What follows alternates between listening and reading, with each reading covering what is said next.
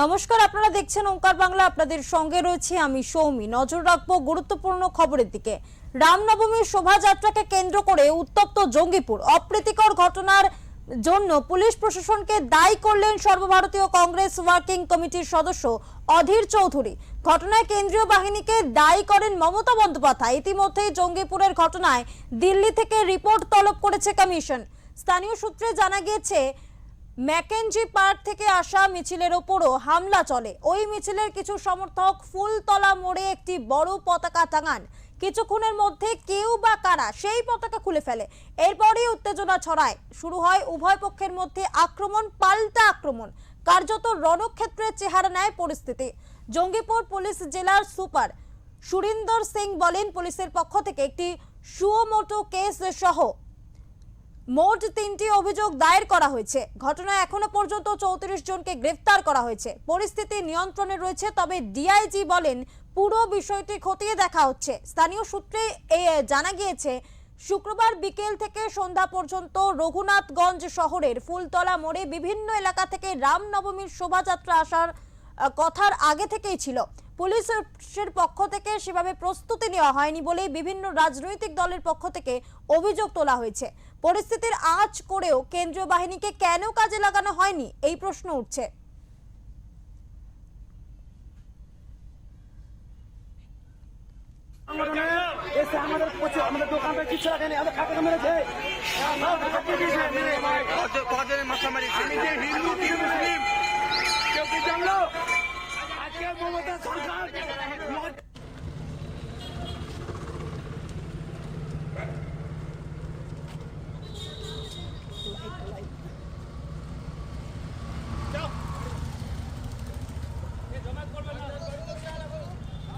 সেখানকার প্রশাসন শহরের মধ্যে এই ধরনের ঘটনা ঠেকাতে পারলো না কেন, এই প্রশ্ন আমার থাকবে।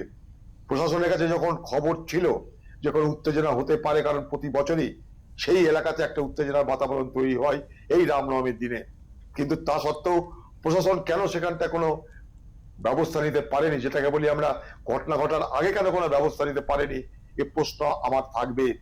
আমি মুর্শিদাবাদ এবং বাংলার মানুষের কাছে বলতে চাই যে রাম আর রহিমে কোনো ফারাক নেই। যে রাম সেই রহিম হিসাবে আমরা জেনে বড় হয়েছি।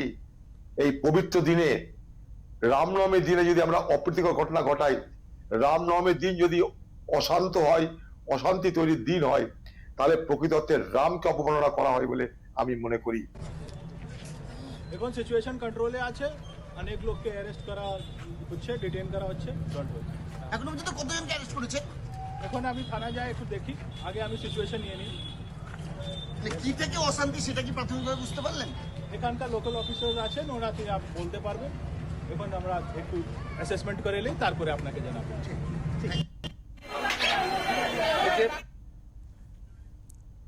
এই বিষয়ে কথা বলবো আমাদের প্রতিনিধি তাপস ঘোষের সাথে। তাপস, তোমার কাছ থেকে জানতে চাইবো, জঙ্গিপুরে রামনবমীর মিছিলে উত্তেজনা ছড়ায় যেমনটা খবর পাওয়া যাচ্ছে, এই মুহূর্তের আপডেট ঠিক কি রয়েছে?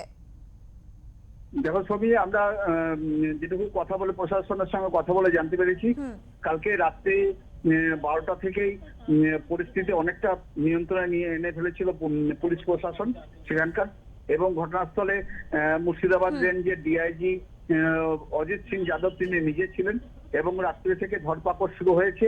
এখনো পর্যন্ত আমাদের কাছে যেটা খবর যে এই ঘটনায় জড়িত সন্দেহে মোট 34 জনকে গ্রেপ্তার করা হয়েছে, এবং প্রত্যেকের বিরুদ্ধেই নন বেলেবল সেকশনে জামিন অযোগ্য ধারায় মামলা দায়ের করা হয়েছে, এবং তাদেরকে জঙ্গিপুর মহকুমা আদালতেও তোলা হয়েছে।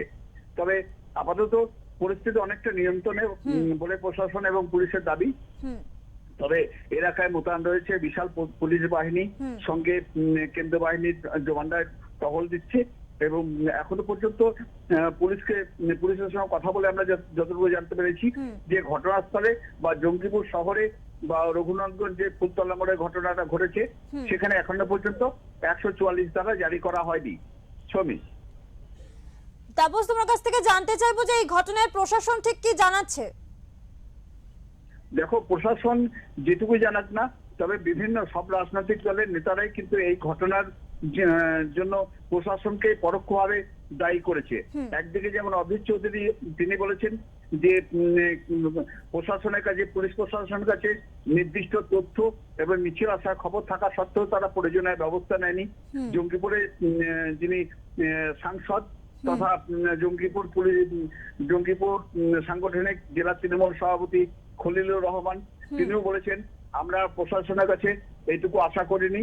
এই অপ্রীতিকর ঘটনা, আমরা চাইবো প্রশাসন যত দ্রুত পারে এই ঘটনা নিয়ন্ত্রণ নিয়ে আসা। একইভাবে বিজেপির পক্ষ থেকে দাবি করা হয়েছে যে প্রশাসনের চোখের সামনে মিছিলের উপর যেভাবে হামলা হয়েছে, যেভাবে ইট এবং পাথর বৃষ্টি হয়েছে, এবং সেই ঘটনা পুরোটা কিন্তু পুলিশ দাঁড়িয়ে দাঁড়িয়ে দেখেছে। শ্রমিক, ধন্যবাদ তাপস। জঙ্গিপুরে রামনবমীর মিছিলে ইতিমধ্যেই ধুমধুমার পরিস্থিতি, তবে রাজনৈতিক পারদ যেমন চলছে, এই মুহূর্তে পরিস্থিতি নিয়ন্ত্রণে রয়েছে, তবে গ্রেফতার করা হয়েছে 34 জনকে।